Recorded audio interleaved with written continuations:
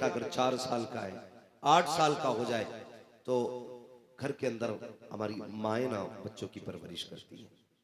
यहाँ तक के कपड़े अपने हाथ से धुलती है, नाश्ते अपने हाथ से कराए जाते हैं, खाने अपने हाथ से खिलाए जाते हैं, उनके नाश्ते का इंतजाम अपने हाथ से कराया जाता है। लेकिन कभी आओ इन इदारों की तरफ और कभी देखो इन इदारों को, फिर आपको महसूस होगा वो बच्चे जिस उम्र में जो सही से मुंह धुलना नहीं जानते, वो मदरसे में आके खुद के कफील बन जाया करते हैं और इतने बड़े जिम्मेदार बन जाते हैं, उन्हें कपड़े का पाक करने का तरीका भी आ जाता है, कितनी छील से नापाक होता है कपड़ा, वो ये भी जानने लग जाते हैं। आओ कभी आकर के इदारों के अंदर देखो, 8 साल के बच्चे आपको 18 साल के जवान नजर आएंगे। आओ कभी इदारों के अंदर आके देखो, इसके अंदर सब आसूदा हाल नहीं रहते हैं, सारे खुशहाल नहीं रहते हैं। तुम्हें क्या पता है यार, कितने बच्चे रातों को उठ के माओ के लिए रोया करते हैं, कितने बच्चों को बाप की याद आती तो तड़प जाया करते हैं। कभी तारीख उठा करके देखो कुरान पढ़ने वालों की, यूं ही कुरान सीने में नहीं आया करता है। माँ की मोहब्बत को कुर्बान किया है तब जाके कुरान सीने में आया है, बाप की शफकतों को दूर रखा है तब कुरान सीने में आया है, बहन की मोहब्बतों से फासले पैदा किए गए हैं तब जाके कुरान सीने में आता है। आओ कभी इदारों में आकर के देखो, कितने आंसू बहे हैं तब जाके कुरान सीने में आया है, कितने फाके किए गए हैं तब जाके कुरान सीने में आया है। कभी आके देख इदारे के अंदर कितने बच्चे ऐसे सिसक के रोते हैं जैसे बिन माँ बाप के बच्चे रोया करते हैं। लेकिन खुदा की कसम मैं सलाम करता हूँ इनकी मोहब्बतों को, इन्होंने माँ की ममता तो छोड़ी लेकिन कुरान नहीं छोड़ा, बाप का प्यार तो छोड़ा कुरान नहीं छोड़ा, बहन की शफकतें छोड़ी कुरान नहीं छोड़ा, भाई की मोहब्बतें छोड़ी कुरान नहीं छोड़ा, और दुनिया को बता दिया यही आरज़ू तालीम कुरान हो जाए, हर एक परचम से ऊंचा परचम इस्लाम हो जाए। बात पेश करता हूं उन बापों को जिन्होंने बेटे कुरान के नाम कर दिए, उन माओं को सलाम जिन्होंने इस दिन के लिए दूध पिलाया था। बेटे दूध के बदले में तुझसे बंगला गाड़ी नहीं चाहिए, तुझसे ऐशो इशरत नहीं चाहिए, बस इतना दे देना, अगर मर जाएं तो हमारी कब्र पे आके कुरान की कुछ आयतें पढ़ के सुना देना। वो माए मुबारकबाद के लायक है जिन्होंने इन बेटों को दूध पिलाया। मैं उन बहनों को सलाम करता हूँ जिन्होंने ऐसे भाइयों की खिदमत की है, जिन्होंने बहनों की खिदमत के बदले में कुरान जैसी दौलत देनी है, कुरान जैसी दौलत देनी है। हाँ यकीनन ये रिश्ते हैं, ये प्यार है, वरना इतने बड़े मजमे में कोई बंदा ऐसा है जिसे औलाद नहीं चाहिए। सबको चाहिए ना, अगर बोल सकते तो बोले, वरना सलाम पढ़ लें। सबको औलाद चाहिए ना, अगर औलाद पैदा ना हो तो किस दर पे नहीं जाते हम मांगने के लिए, हर चौखट पे जाते। बेटा पैदा होता तो क्या शोर मचता, लो जी आज उसके घर में भी चिराग जल गया, यही कहते ना, लो जी मुबारक हो आज फला प्रधान के घर में भी बुढ़ापे का सहारा आ गया, कमजोरी की लाठी आ गई, झुकी कमर का सहारा आ गया है। सब कहते हैं कि ये बूढ़े बाप का सहारा आया है। ये देखो इनमें कौन तालिब इल्म ऐसा है जो रोज के 400-500 रुपए नहीं कमा सकता। सब कमा सकते हैं ना इनमें, अल्लाह का शुक्र है सबके हाथ पैर सलामत है, हट्टे कट्टे सारे कमा सकते हैं, मगर कसम खुदा की इनके बापों की हिम्मत और हौसला देखिए। ये जवान हो गए लेकिन बाप ने ये नहीं कहा बेटे गर्मी ज्यादा हो रही है 200 तू कमा 200 मैं कमाऊंगा, ये नहीं कहा अब मैं घर बैठूंगा तू 400 कमा के ला। इन्होंने ये कहा बेटे 4 दिन और मजदूरी करनी पड़े ना हम कर लेंगे, लेकिन मेरे बेटे हमें बस कुरान चाहिए, हमें बस कुरान चाहिए। इस फिक्र के साथ पूरी जिंदगी माँ बाप अपनी औलाद को कुरान सिखाते रहे। और यार कितना गहरा रिश्ता होता है बाप का बेटे के साथ। उठाना तारीख, कसम खुदा की पूरा हज किसी की मोहब्बत की निशानी बता रहा है। भाई कफील अंबर वो है जिसने हुजूर के मदीने में शेर पढ़े हैं, मोहम्मद अली फैजी वो है जिसने अम्मा खदीजा के मजार पे खड़े होकर के नाते पढ़ी है। ये वो लोग हैं नसीब वाले जिन्हें नात हुजूर के शहर में पढ़ने का मौका मिला है। उम्मीद है किसी दिन हुजूर हमें भी बुलाएंगे, हम भी उनकी चौखट पे जाके बातें करेंगे। लेकिन मैं तारीख का एक बाप पलटना चाहता हूँ। रिश्ता कितना अजीब होता है जब हजरत खलील के आंगन में कोई बेटा नहीं आया, कौन से रब की बारगाह में, अपने रब की बारगाह में दुआ कौन सी न मांगी, अल्लाह अकबर। फिर हजरत सारा के मशवरे से आपने हजरत हाजरा से निकाह किया। जब हाजरा से निकाह किया रब की बारगाह बारगाह में किस चीज की कमी है। अल्लाह अकबर, 80 साल की उम्र में रब ने उन्हें चांद जैसा बेटा दिया, जिसको दुनिया इस्माइल ज़बीहुल्लाह कहा करती है। एक बेटा ना था, अल्लाह के खलील के हाथ उठ गए, और जब बेटा आया है तो खुशी की इंतहा ना रखी। तभी तारीख तो पढ़ लिया करो प्यारे, बेटा कितनी बड़ी नेमत है। हजरत सारा पहली बीवी है, दूसरी बीवी हजरत हाजरा है। लेकिन जब अल्लाह के खलील के घर में हजरत हाजरा की गोद में हजरत इस्माइल आए हैं, अब मोहब्बत देखिए, हजरत इस्माइल की वजह से आपकी मोहब्बत उधर ज्यादा हो जाती है। हजरत हाजरा मारे रश्क के कहती है, खलील मुझसे ये हाल नहीं देखा जाता है। अल्लाह अकबर, रब ने फौरन जिब्रील को भेजा, कहा जाओ मेरे खलील से कह दो जैसे सारा कहती है वैसा किया जाए। अल्लाह के खलील ने कहा था, सारा बता तो सही कहना क्या चाहती हो। कहा लो, अपने बेटे को लो और अपनी बीवी को लो, इतना दूर लेके चले जाओ जहां मैं ये मोहब्बत के नजारे न देख सकूं। अल्लाह अकबर, हजरत खलील ने चांद सा बेटा दिया। कोई आम बेटा ना था, बल्कि इतना हसीन बेटा था जिसके चेहरे पे चांद कुर्बान हो जाए, जिसकी पेशानी में नूरे मुहम्मदी चमक रहा था। उसी जात को इस्माइल ज़बीहुल्लाह कहा जाता है। आपने शहजादे को लिया, ये मालिक जाना कहा है, का ये फैसला हमारी मर्जी पे छोड़ दे, जहां जाकर के तेरी सवारी ठहर जाए वहीं खलील को छोड़ देना, वहीं जाकर के इस्माइल को छोड़ देना, हाजरा को छोड़ देना। आप बैठे सवारी पे, शहजादे को लिया, हजरत हाजरा को लिया, और ऐसी जगह पे जाके सवारी रुकी है जहां पानी नहीं है, जहां खाना नहीं है, जहां कोई रिश्तेदार नहीं है, जहां कोई अकरबा नहीं है, जहां कोई आबादी नहीं है, जहां कोई बस्ती नहीं है। इम्तिहान हो रहा है। अल्लाह अकबर, आपने बेटे को उतारा, ज़ौजा को उतारा। जरा दिल थाम के बात सुनना प्यारे, हज तो ज़माने ने किए हैं, कभी तारीख उठा करके देखो। जब आपने शहजादे को उतारा और बीवी को उतारा, आप छोड़ के वापस आने लगे, थोड़ी सी खजूरें दी है, थोड़ा सा पानी दिया है, देख करके वापस पलटे। हजरत हाजरा हैरत में है, ए मेरे सरताज, आपको तो इस्माइल बड़ा प्यारा है, आज अचानक ये फैसला क्यों किया जा रहा है? ऐसे जंगल में छोड़ के जा रहे हो जहां पानी भी नहीं है, खाना भी नहीं है, और कोई हाल पूछने वाला भी नहीं है। बगैर कुछ कहे अल्लाह के खलील पलट रखे हैं। अल्लाह अकबर, बीवी हो तो ऐसी, अगर आज थोड़ी सी कमी कर दे तो शोहर की कमी पर बीवियां बाल नोच लेती हैं। आप जरा तारीख उठा करके देखो, हजरत हाजरा को जंगल में खलील ने छोड़ा है, छोड़ के जाने लगे हैं। आपने आवाज दे के कहा था, ओ खलील बता तो सही कोई गलती हो गई है, कोई कसूर हो गया है? कोई जवाब नहीं आया। कहा छोड़ के क्यों जा रहे हो? कोई पता नहीं चला।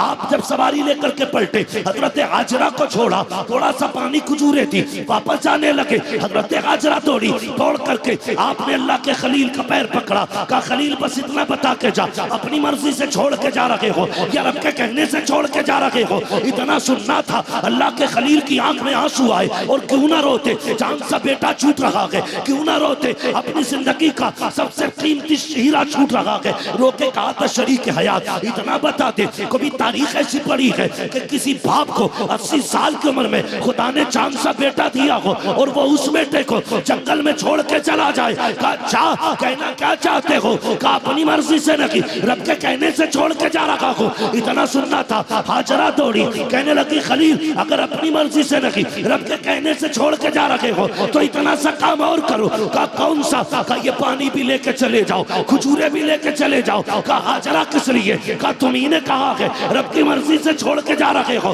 तो सुनो, जिस रब ने हमें 80 साल की उम्र में चांद सा बेटा दिया है, वो हमें खाना भी दे देगा, वही पानी भी दे दे। वाह वाह वाह, नारे तकबीर, नारे रिसालत। आसान नहीं होता औलाद छोड़ना, आसान नहीं होता औलाद छोड़ना। तुम क्या जानो कितनी मुश्किल से औलाद मिलती है। क्या बात है अहमद भाई। हाँ यार, पैदा ना हो तो कहाँ माँ बाप दुआ नहीं करते? खुद पूछो ना अपने बाप से, जब तेरे घर में सिर्फ 4 बहनें थी ना, तो बाप कहता था खुदा एक बेटा भी दे दे। कौन सी चौखट पे जाके उसने मन्नत नहीं मांगी थी? किस दरवाजे पे दामन फैला के नहीं कहा था अल्लाह एक बेटा दे दे? हर जगह गया था, लेकिन तू आया, पूरे घर में खुशियां हो गई।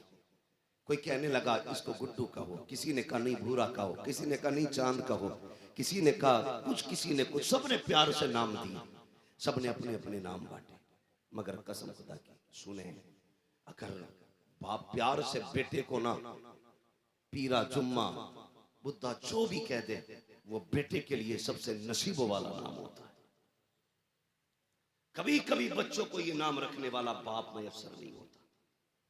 अगर मिला है तो कदर करना इसकी। इज्जत करना। बाप बड़ी दौलत है, बहुत बड़ी दौलत है। ये क्या दे सकते अपने बाप को? खुदा की कसम कुछ नहीं दे सकते, कुछ भी नहीं दे सकते।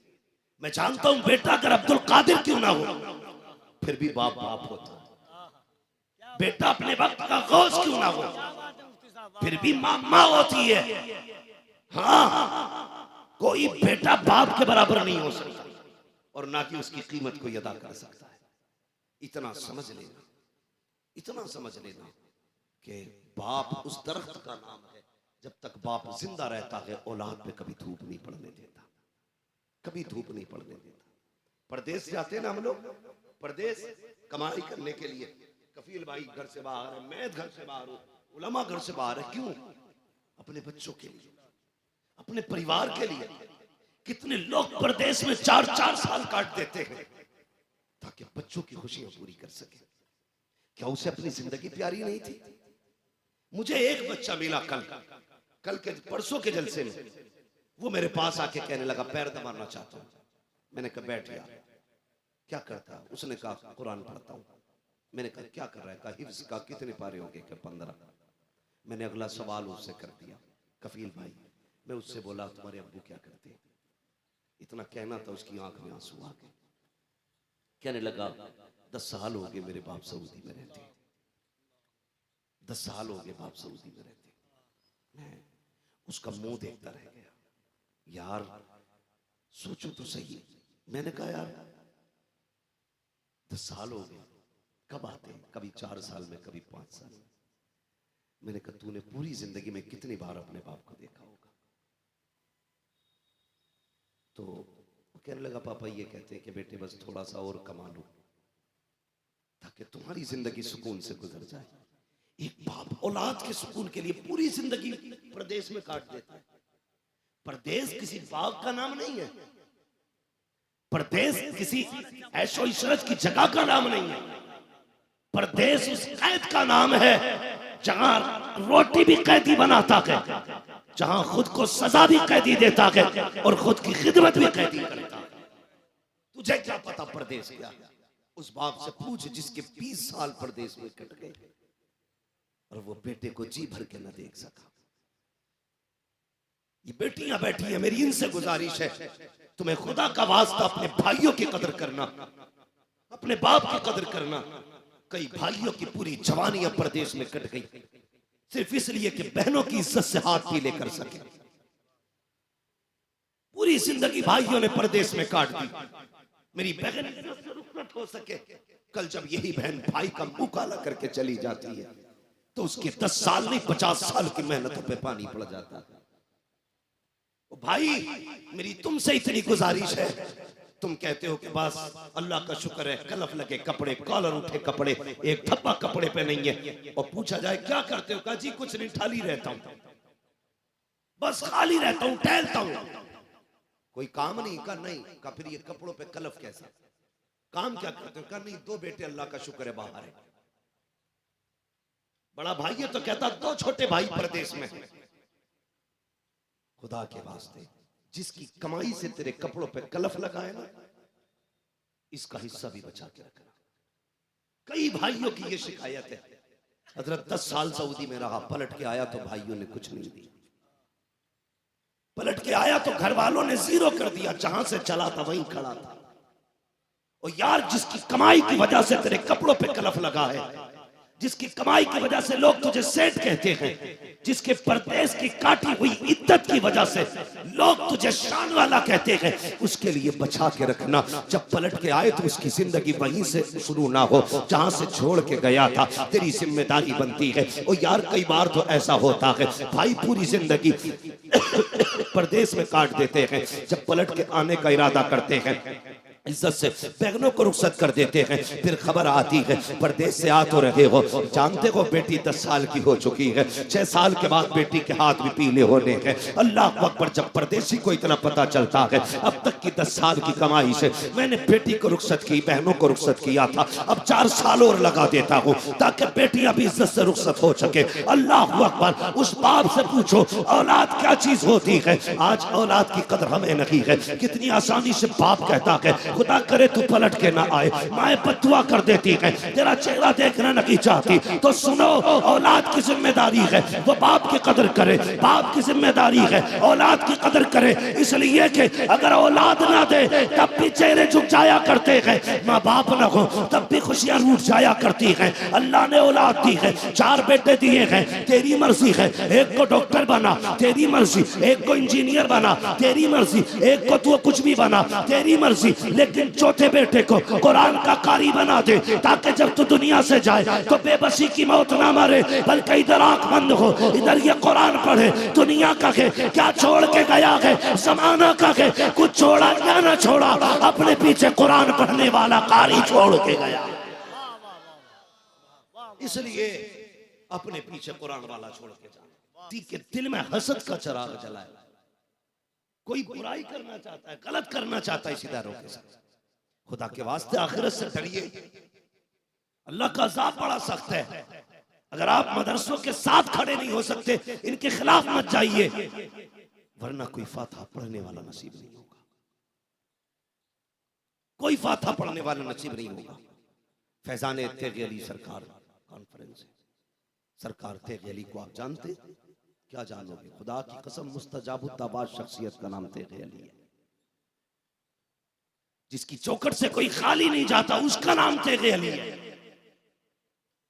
जो कह दे तो बलाएं टाल देता है, हाँ, नजर डालते तो शिफा बरसती है, उसका नाम तेगी अली है। उसकी महफिल में आके इस तरह की हरकतें कभी ना करना। कुरान से प्यार करो, कुरान वालों से प्यार करो, वरना मरना है। कोई बंदा ऐसा नहीं जिसकी कब्र में सोने चांदी की दीवारें लगनी है। एक न एक दिन सबको मौत आएगी और सबको मिट्टी में रखा जाएगा। सबको मिट्टी में रखा जाएगा। नसीब वाला वो है जिसके पीछे कुरान वाले मौजूद हो। कभी कब्रिस्तान जाते हैं आप लोग? कितने लोग जाते हैं? हाथ उठा के बता दें। माशाल्लाह सारे ही लोग जाते हैं। जो हाथ नहीं उठा रहे हैं तो वो क्या समझ रहे हैं? नहीं जाते, उन्हें 4 लोग कंधे पे लेके जाएंगे।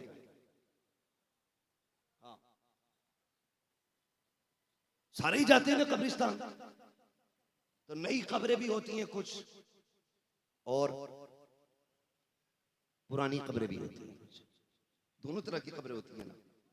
नई कब्रों पे तो फूल भी मिलेंगे, पुरानी कब्रों का कफन तक दिखाई देता है, कभी हड्डियां दिखाई देती हैं।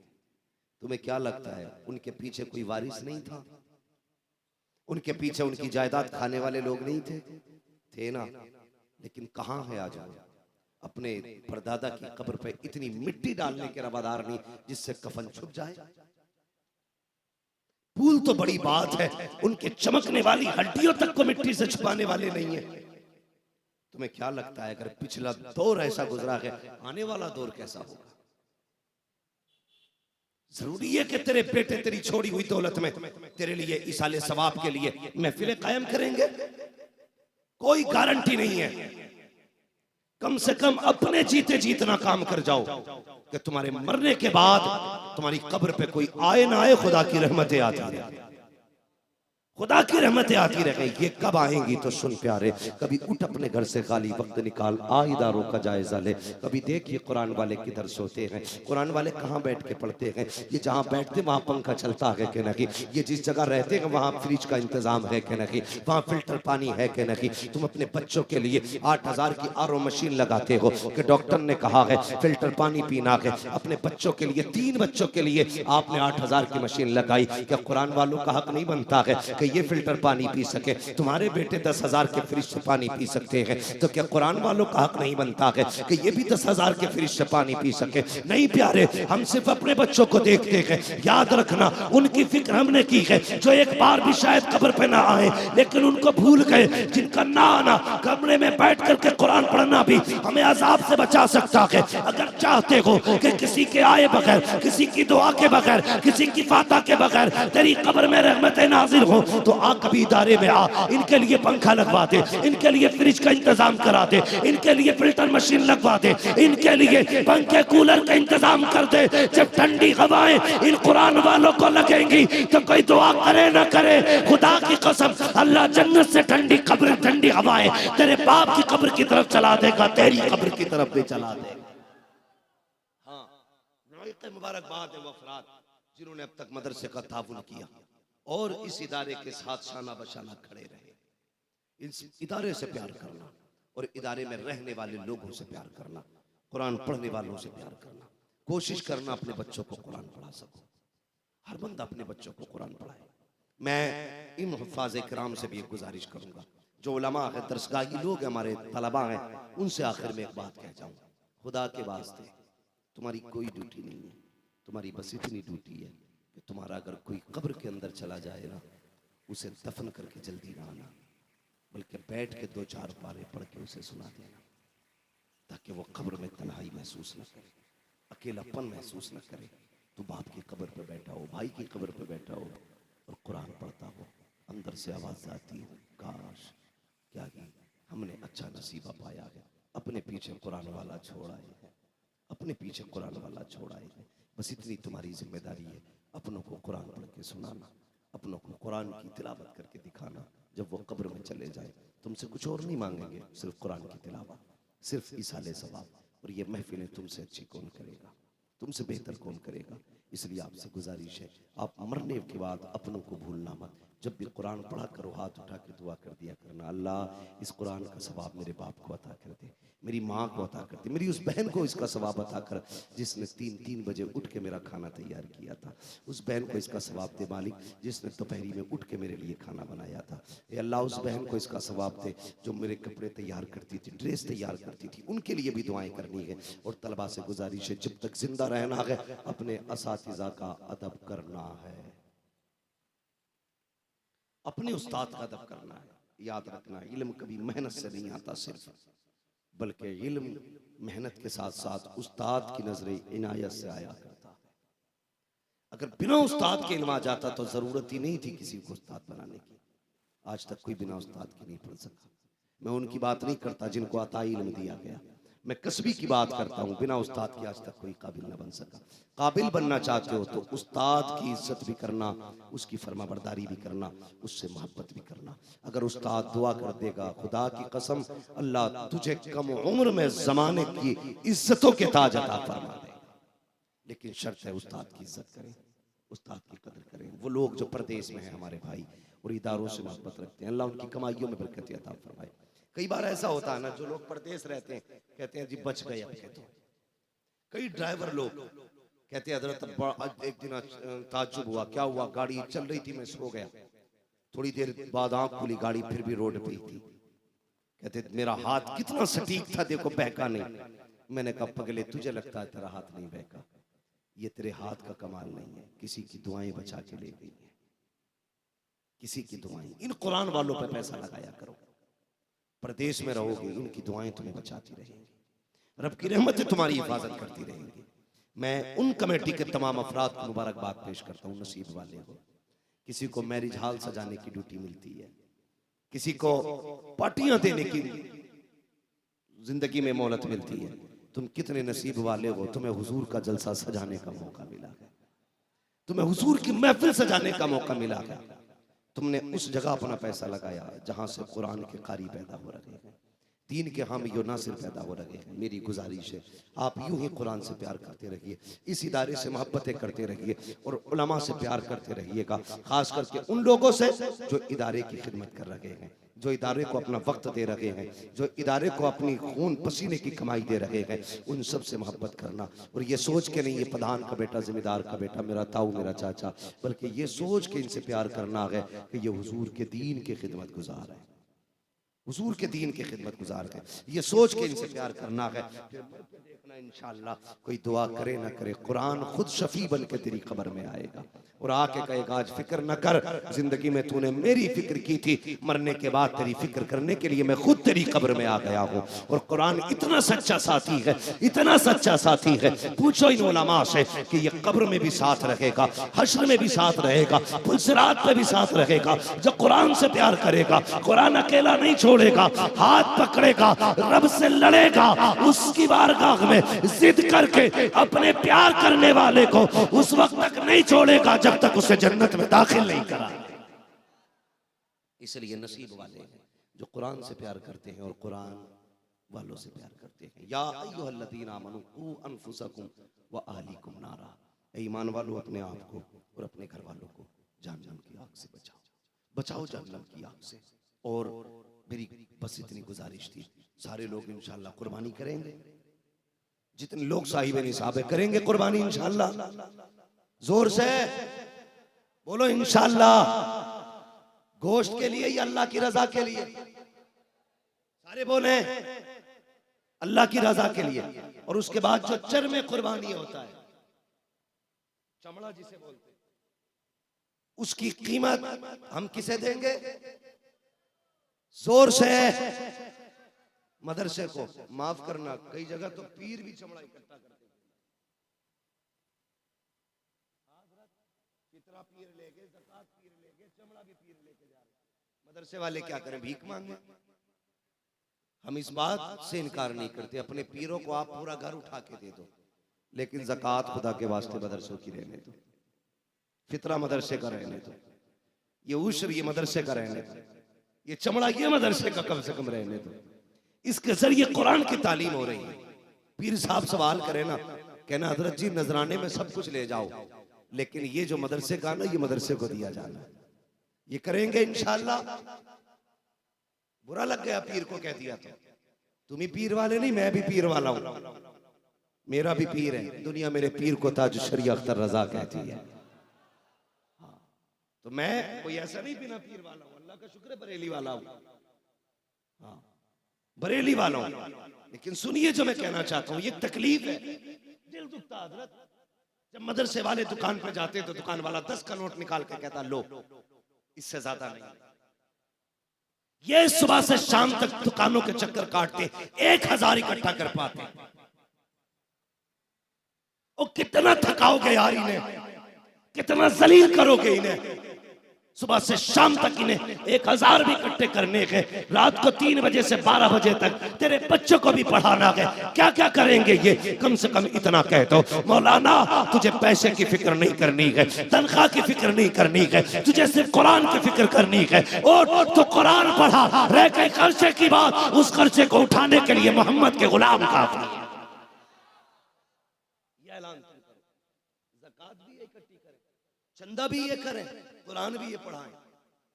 कितना वक्त है इनके पास भाई? मैं तो ये देखता हूं 5 मिनट के लिए आए, दुआ करी 50,000 जेब में, हुजूर ले ज़कात खैरात सारी खत्म। और ये उश्र का काम बंद हो गया हमारी जमातों से। सुन्नी लोग ज़कात बहुत कम दे रहे हैं। हाथ अगर उठवा लूं यकीनन सारे उठा देंगे मैंने ज़कात दी है, लेकिन रसीद मांग लो ना किस मौलवी को दी है, तो मुश्किल से 5% पे नहीं निकलेगी।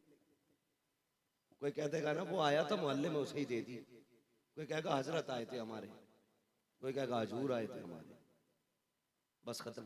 भाई उश्र मदरसों को दिया करो, ज़कात दिया करो। मैं उश्र से भी हट के एक बात कहूँ तो सुने। सीधी बात यह है कि कोशिश ये किया करो हर हफ्ते अपनी कमाई से कुरान वालों के लिए पैसे निकाला करो। ज़कात समझ के नहीं, फितरा समझ के नहीं, उश्र समझ के नहीं, बल्कि इमदाद समझ के।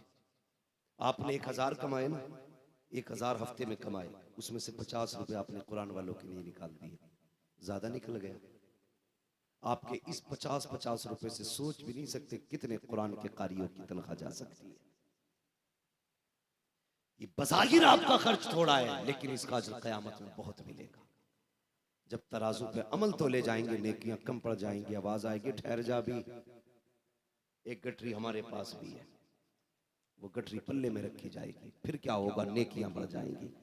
मालिक ये कौन सी नेकियां का तू भूल गया, हम नहीं भूलेंगे। ये वो 50 रुपए हैं जो मुंबई रह के तूने कुरान वालों के लिए निकाले थे। ये वो 50 रुपए हैं जो विदेश में रह करके तूने कुरान वालों के लिए निकाले थे। तू भूल गया, हमने संभाल के रखे थे। ले आज इस पैसे के बदले में तुझे जन्नत का टिकट दिया जा रहा है। तो ये काम करें, अपने खून पसीने की कमाई कुरान वालों पे खर्च करें। मुबारकबाद के लायक है वो लोग जिनके घरों पे उलमा खाना खाते हैं, उनके दस्तरखान अल्लाह वसी से वसी तर करे जो कुरान पढ़ाने वालों को खिलाते हैं। इसलिए कि मैं जानता हूं उलमा की शान अल्लाह ही जाने, लेकिन तलबा के मामले में इतना जानता हूं जिस घर में बरकत ना हो, ये खाना शुरू कर दे, अल्लाह घर में रिस्क उतारना शुरू कर देता है। जिसमें मुसीबतें हों और ये दुआ कर दे, अल्लाह उसमें बरकतें नाजिल फरमा देता है। अगर तलबा के कदम का ये आलम है तो फिर उलमा के कदम का आलम क्या होगा। उलमा की अपनी शान तो ये है, मर्तबा ये है उलमा का, खुदा की कसम सच ये है, अगर ये चले तो इनके लिए मछलियां पानी में दुआएं करती हैं, अगर ये जमीन पे रखे तो परिंदे इनके लिए दुआएं करते हैं, अगर ये सोते रहते हैं खुदा के फरिश्ते इनके लिए दुआएं करते हैं, अगर ये सांस लेते रहते हैं हवाएं इनकी हिफाजत करती है। बता तो सही, जिसके लिए फरिश्ते दुआ करें, अगर वो तेरे दस्तरखान पे आके बैठ जाए अल्लाह कितनी बरकत देगा सोच भी नहीं सकते। बरेली से आवाज आती है, कौन देता है, देने को मुंह चाहिए, देने वाला है सच्चा हमारा। तो करेंगे खर्च कुरान वालों पे, सारे बोलो और जोर से, करेंगे। अपना पैसा कुरान वालों पे लगाइए, कोशिश कीजिए अपने पीछे कुरान वाला बच्चा छोड़ जाए। एक कुरान वाला बच्चा, मैं कोटा गया था हजरत, कोटा, 5 मिनट बात कर लूं, कोटा गया था, एक 7-8 साल का बच्चा था, इतना छोटा सा। उस बच्चे को मेरे पास लाया गया, मैंने कहा क्या मामला, कहने लगे इस बच्चे ने ना 6 महीने में पूरा कुरान हिफ्ज़ कर लिया। कितने दिनों में? बहुत अच्छा, आपका आप भी अच्छे रहेंगे और सुने बहुत गौर से। कितने दिनों में? 6 महीने में। बाप ना, मैं उसके बाप का चेहरा देख रहा था, मैंने कहा यार बड़े नसीब वाला है, तूने 7 साल की उम्र में बेटे को कुरान का दरख्त बना दिया, कुरान का पौधा बना दिया। अपने पीछे लगा जाओ पौधे, मौत का पता नहीं है। मैंने जनाजों के पीछे छोटे बच्चे भी रोते देखे, बड़े बच्चे भी रोते देखे। एक बेटे को मदरसे में दे दो और अपनी बीवी से कह दो, घर वालों से कह दो, खुदा न खास्ता अगर मेरा वक्त से पहले, मतलब कम उम्र में मेरा इंतकाल हो जाएगा तो सिर्फ बड़े लोग ना आए, मेरे 5 साल के बच्चे को भी मेरी कब्र पे भेज देना। हाँ, 5 साल के बच्चे को भी भेज देना और इससे कहना बेटे बाप के लिए हाथ उठा के दुआ कर दे। अगर आप छोटे बच्चे को कुरान पढ़ा रहे हैं, आपका बेटा कब्र पे आएगा, हो सकता है पीर की दुआ रद्द कर दी जाए, मौलवी की दुआ मुंह पे मार दी जाए, बड़े बड़े कुतुब की मुंह पे दुआ मार दी जाए, हो सकता है वो बेनियाज है, लेकिन अगर एक छोटा सा बच्चा ना रो के बाप की कब्र पे हाथ उठा के कहेगा बिस्मिल्लाहिर्रहमानिर्रहीम, खुदा की कसम मेरा ईमान कहता है मौलवी की दुआ टाली जा सकती है, एक कम उम्र बेटे की दुआ नहीं टाली जा सकती। अल्लाह कहेगा फरिश्तों बस करो, ना लो अब हिसाब क्या लेना, देखो इसका छोटा बच्चा मुझे रहमान कह रहा है, इसने हाथ उठा दिए हैं, अब मेरी गैरत को गवारा नहीं है मैं इसके बाप को कब्र में परेशान करूं। ये भी हो सकता है तेरे बेटे के बिस्मिल्लाह की बरकत से अल्लाह तेरी जिंदगी भर की खताओं को माफ फरमा दे और तेरी कब्र को जन्नत की क्यारी बना ले, बना दे। एक बेटे को कुरान का कारी, एक बेटे को हाफिज बना दे। खुदा की कसम जब कब्र में सैयदा कहेंगी बता मैंने बेटे दिए थे कुरान के लिए, तू क्या दे के आया है, कम से कम इतना तो कह सकोगे सैयदा तुमने बेटे की कुर्बानी दी थी कुरान के लिए, हमने बेटा दिया था कुरान के लिए, तुम्हारे बेटे ने नेज़े पे चढ़ के कुरान सुनाया था, मेरे बेटे ने मस्जिद के मुसल्ले पे चढ़ के कुरान सुनाया। कम से कम कहीं ये ना कहना पड़े कोई मतलब ही नहीं रखा कुरान से, जहां तक तुमने नेज़े पे पढ़ा वहीं तक था। पढ़ाएंगे बेटों को इंशाअल्लाह, सारे बोलो इंशाअल्लाह। और उलमा की इज्जत करना, हुफाज की इज्जत करना, कद्र करना। दावत करो तो पहले इन्हें खिलाओ, मेहमान आए तुम्हारे घर में तो आगे इन्हें बैठाओ। तुम नहीं जानते हो, लोग ये सोचते हैं ये मदरसे वाले हैं, लेकिन फरिश्ते जानते हैं ये कुरान वाले हैं। इनके कदम के साथ बरकत आती है, इनकी दुआ के साथ रहमत नाजिल होती है। इसलिए पढ़ें पढ़ाएं, अल्लाह ताला इन बच्चों की उम्र में भी बना बरकत अता फरमाए और इनके वालिदैन को मौला करीम उम्र खिज़्र अता फरमाए। हर बाप को अल्लाह ऐसा नसीब अता करे कि जिसका बेटा बाप को मदरसे से जाकर के जन्नत का सर्टिफिकेट अता करे, जन्नत की सनत दे। यकीनन ये वो बेटे हैं जिनकी वजह से इंशाअल्लाह क़यामत के दिन माँ बाप को ऐसा ताज पहनाया जाएगा जिसकी रोशनी अहले महशर की नज़रों को झुका देगी और सबको ये सोचने पे मजबूर कर देगी ये कोई नबी आ रहा है या वली आ रहा है। अल्लाह अकबर, कोई आवाज़ दे के कहेगा ना वली है ना नबी है, आखिरी उम्मत का ये हाफिज कुरान का बाप आ रहा है, ये माँ रही है। सोचो जिसके बेटे कुरान के हाफिज बन जाएं उसकी ये शान है, तो जो हाफिजों का नबी बन के आया होगा उसकी क्या शान रही होगी। आला हजरत ने क्या कहा, सबसे आला वाला हमारा नबी, सबसे बाला हो वाला हमारा नबी, सारे अच्छों में अच्छा समझिए जिसे, है उस अच्छे से अच्छा हमारा नबी, सारे ऊंचों में ऊंचा समझिए जिसे, है उस ऊंचे से ऊंचा हमारा नबी।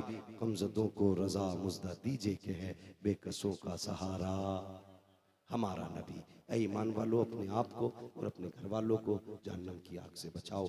बस जो हुआ गलत उनको माफ फरमाए रब्बे कायनात। जिंदगी ने दिया साथ, फिर होगी मुलाकात।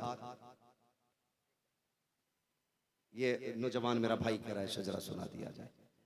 अल्लाह सलामत रखे। मैं उन नौजवानों की बड़ी कदर करता हूँ, इसलिए कि ये नौजवान इस्लाम का मुस्तकबिल है।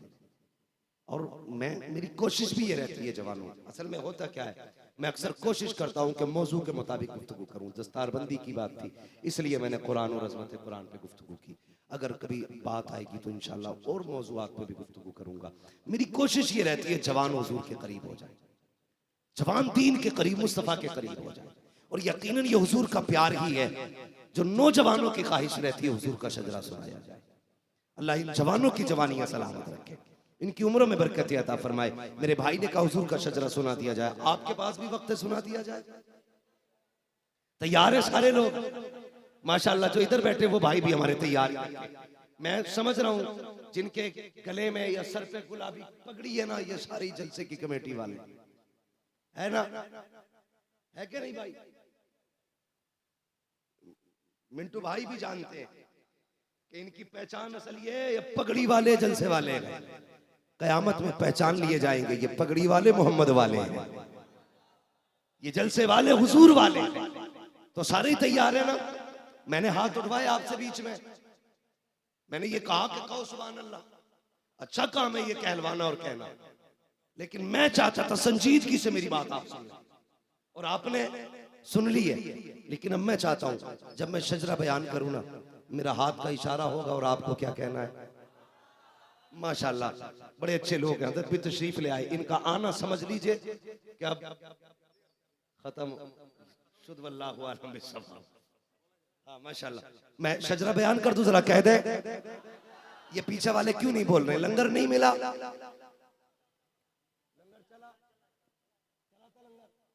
खुदा की कसम बिहार वालों, मैं कभी सोचता हूं तुम लोगों को, इनकी छतें कच्ची होती हैं, दीवारें कच्ची होती हैं, लेकिन लंगर करते तो जमाना देखता है, एक नहीं हजारों खा के जाते हैं।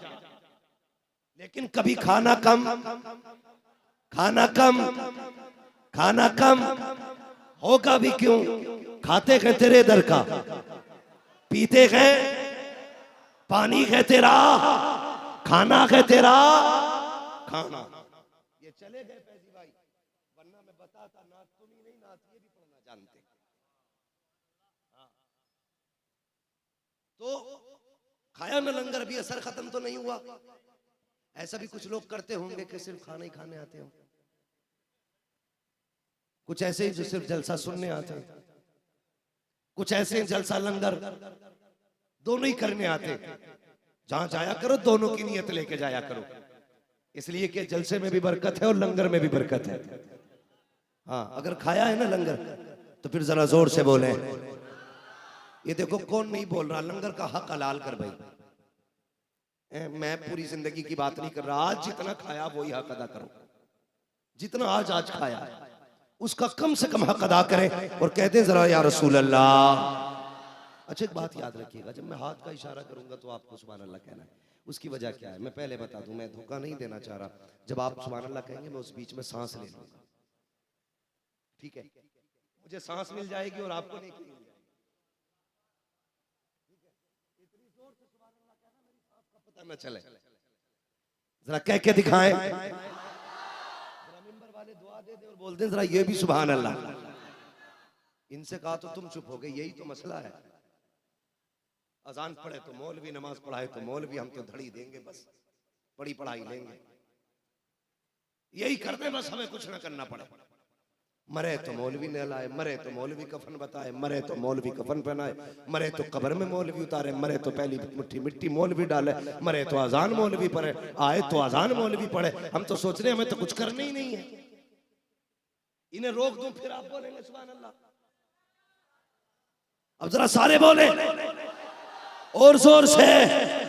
आदम के बेटे शीश, शीश के बेटे यानस, यानस के बेटे कैनान, कैनान के बेटे मैलाई। माशाल्लाह माशाल्लाह माशाल्लाह, अल्लाह सलामत रखे। भाई फैजान तेगली कॉन्फ्रेंस है, यहाँ धोखा नहीं हो सकता।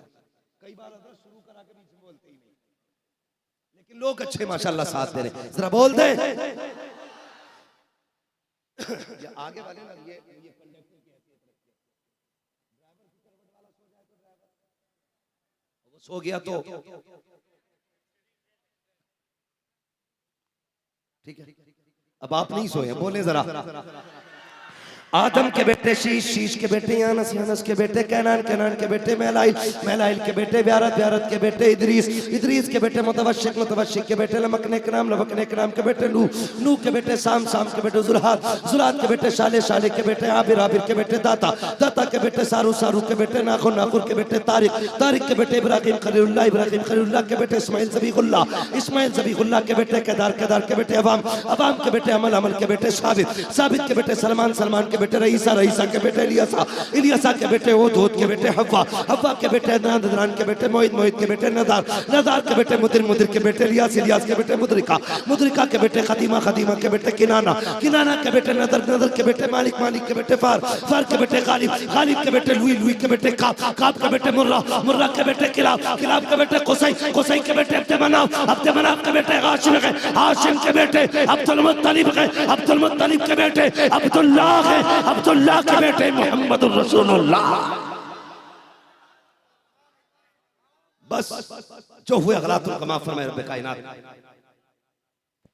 नारे तकबीर, नारे रिसालत, मसलक आला हजरत, बस्ती बस्ती करिया करिया, ताजुश शरिया, बस्ती बस्ती करिया करिया, ताजुश शरिया, कौन बना मेहमान काबा, ताजुश शरिया, कौन बना मेहमान काबा, ताजुश शरिया, हम सब की बख्शिश का जरिया, ताजुश शरिया, इक्स मोहब्बत, इक्स मोहब्बत, आला हजरत, इक्स मोहब्बत, इक्स मोहब्बत, प्यार मोहब्बत, प्यार मोहब्बत, आला हजरत, प्यार मोहब्बत, प्यार मोहब्बत, आला हजरत, सिदरत अल्लाह, अल्लामा मुफ्ती हम्माद रजा मुरादाबादी किला।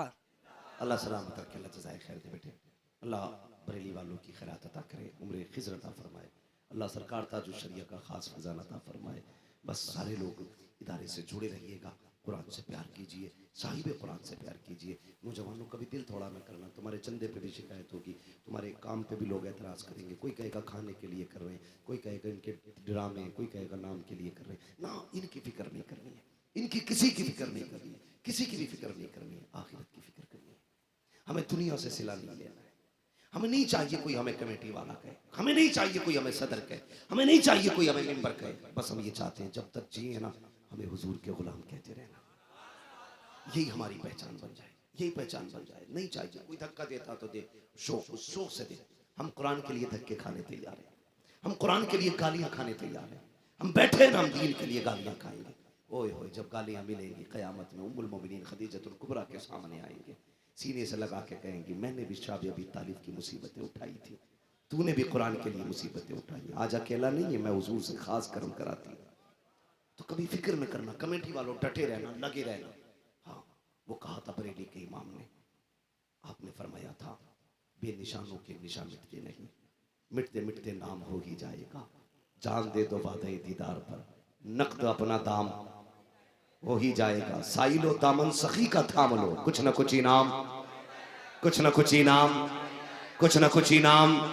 ऐ रज़ा, हर काम का एक वक्त है, दिल को भी आराम हो ही जाएगा। लगे रहिए, इसी कोशिश में रहिए जब तक जिंदा रह सको। कुरान के कारी हम ना बन सके, हाफिज न बन सके, कम से कम इनकी खिदमत कर जाए, इनकी खिदमत कर जाए, ताकि ये अगर जन्नत में जाए ना, तो ये हाथ पकड़ के कहना, मालिक मैंने इसे देखा था, ये चंदा कर रहा था, इसको गाली भी ली थी, ये रोता हुआ आया था, इसको ताने दिए थे, ये आ गया था। अल्लाह, मैंने देखा है, कभी अपने बच्चों के लिए इसने रुपया नहीं मांगा, कुरान के लिए खड़े होकर लोगों के आगे झोली फैलाता था, दीन के लिए हाथ फैला के कहता था, मेरे लिए ना कुरान के लिए थे। तो मालिक आज इसको छोड़ के नहीं जाना है, इसको छोड़ के नहीं जाना। सोचो, जो माँ अपने बेटे को दुख में नहीं दे सकती, वो रब जो 70 माओं से ज्यादा प्यार करता है, वो बंदे की आंख में आंसू कैसे देखेगा? वो तो कह देगा ना, छोड़ एक की बात करता हूँ, मैंने इख्तियार दिया, तेरी मर्जी है, जिसका हाथ पकड़ के ले जा। कसम खुदा की, ये इनका हाथ पकड़ेंगे, इनका पकड़ेंगे, इनका पकड़ेंगे, इनका पकड़ेंगे, कहेंगे ना आज अकेले नहीं जाना, आज रब ने इजाजत दे दी है, सबको लेके जाना, ये सबका हाथ पकड़ के जन्नत में लेके जाएंगे। उस दिन कहेंगे लोग, काश हमने भी इनसे प्यार किया होता, हमने भी कुरान वालों से मोहब्बत की होती, हमने भी कुरान वालों से प्यार किया होता। इसलिए मेरी गुजारिश है, धक्के दे लोग खाना, गालियां सुनना, लेकिन दीन और कुरान की खिदमत न छोड़ना, खिदमत में छोड़ना। मेरी तो दुआ है, जैसे आज तेग़ अली कॉन्फ्रेंस के मिंबर के नाम से पहचाने जाते हो, कयामत में गुलाम पैगंबर के नाम से पहचाने जाओ, इसी नाम से उठाया जाए। आज जलसे की मिंबरी का बिल्ला पड़ा है, कयामत में हुजूर की गुलामी का बिल्ला पड़ा होना चाहिए। यही है आरज़ू तालीम कुरान हो जाए, हर एक परचम से ऊंचा परचमे इस्लाम हो जाए। नौजवानों कोशिश करते रहना और ये कहते रहना, उजाले अपनी यादों के हमारे साथ रहने दो, न जाने किस गली में जिंदगी की शाम हो जाए। सारे लोग कलमा शरीफ पढ़ लीजिए, ला इलाहा, और जोर से ला इलाहा इल्लल्लाहु मुहम्मदुर रसूलुल्लाह व मा अलैना इल्लल बलाग। अस्सलामु अलैकुम व रहमतुल्लाहि व बरकातुहू।